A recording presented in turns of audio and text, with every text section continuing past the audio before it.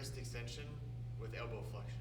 So I'm disregarding the setup position. So the action that we're going to be doing, the motion that we're going to be doing is wrist extension, but the position that we want the elbow to be in is a flex position or a bent position. So I have some plyo boxes stacked up here, sitting on an exercise ball. For many of you that are at home with minimal equipment, this could look like just using the kitchen table to where your arm is propped up on the table. Not a huge deal about where your arm is relative to your side. The most important thing is that your elbow is bent and that we're not, with our elbow above our shoulder. Typically that's going to result in some irritability. So for me, my elbow is just below my shoulder.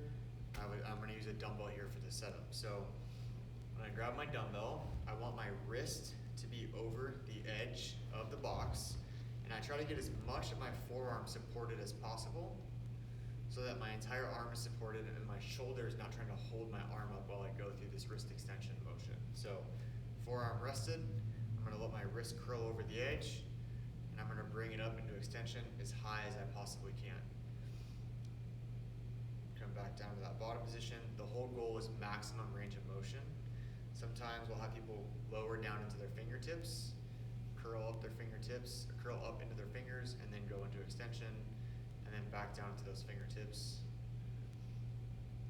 It's not uncommon to add a tempo here. So if the tempo says 3-3-3, what that would look like is you go up for 1, 2, 3, pause at the top for 1, 2, 3, and then lower back down for 1, 2, 3, and that would be an example of 1 rep. The elbow bent position or the elbow flex position is typically the most comfortable position to start in.